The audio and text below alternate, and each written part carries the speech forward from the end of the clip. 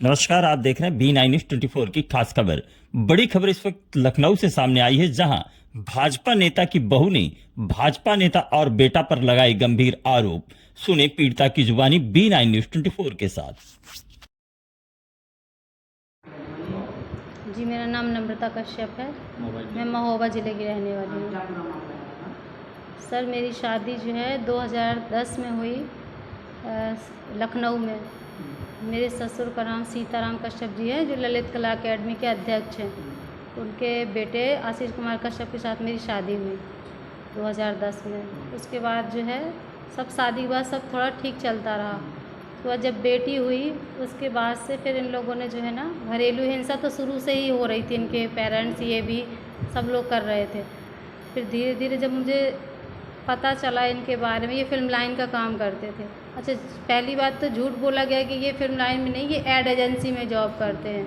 वहीं से झूठ जब स्टार्टिंग हुई तो फिर धीरे धीरे जब चीज़ें सामने आने लगी मैंने इनके घर में इनको बोला तो मेरे साथ मारपीट शुरू कर दी इन लोगों ने जो है। और जब मैंने अपने ससुर से और सास से बोला तो वो लोग बोले कि देखिए, आप मुंह बंद करके घर पे रहिए तो ठीक है, नहीं तो आपके साथ भी गलत होगा और आपके फैमिली वालों को भी हम नहीं छोड़ेंगे, क्योंकि हम मंत्री पद पे हैं और हमारा जो है एक पौधा है और हमारे घर में मंत्रियों की मीटिंग होती है। अपने पति के बारे में सर, ये गलत काम करते हैं, लड़कियों का शोषण करते हैं और करवाते हैं।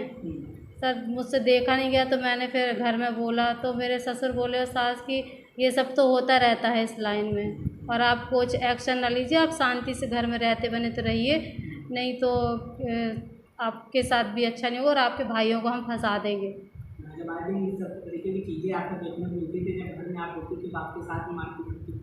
जी, मारा। जब मैंने कुछ बोला तो पूरी फैमिली ने मुझे मारा। एक दिन हस्बैंड ने रात को मेरा गला दबाने की कोशिश करी।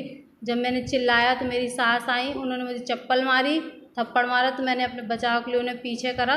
तो फिर मेरे हस्बैंड ने मुझे पकड़ा, सास ससुर ने मेरा फ़ोन छिना लिया, उन्होंने भी मारा, मेरे ऊपर हाथ उठाया और सास ने मेरे हाथ पकड़ लिए। मेरे हस्बैंड जो मेरी छाती पे चढ़ के बैठ गया, मेरा गला दबाए दे रहा था।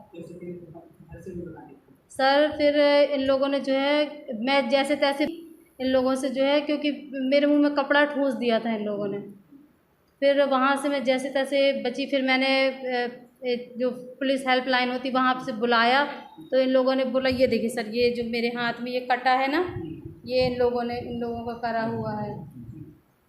तो इन लोगों ने बोला कि जो है ये खुद से कर लिया इसने, हमने नहीं किया है। तो पुलिस आई, कुछ कार्रवाई नहीं हुई, वो चली गई।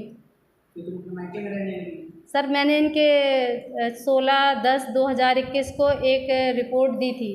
किस थाने में? गाजीपुर थाने में और हरिहर नगर चौकी में। जी सर, एक बेटी है मेरी। तो आपने 1090 पे भी शिकायत की थी? जी सर, 1090 में, CM हेल्पलाइन में, हर जगह मैंने सूचित किया। सर, वहाँ से जवाब मिला कि जब आपके साथ इतना कुछ गलत हो रहा है और आपके घर वाले इतना गलत कर रहे हैं तो आप भी गलत जगह हैं, तो आप वहाँ से अपने घर चली जाइए। तो आप क्या चाहते हैं?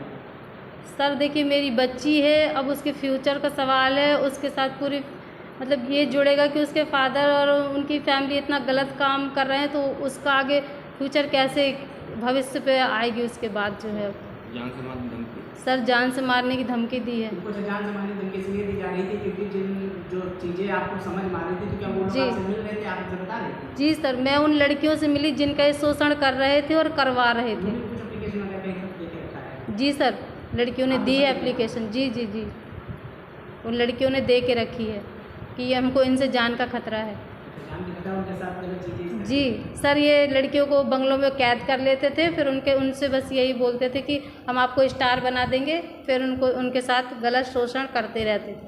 तो क्या लड़कियों को ब्लैकमेल भी किया जाता था? जी सर, ब्लैकमेल करते थे।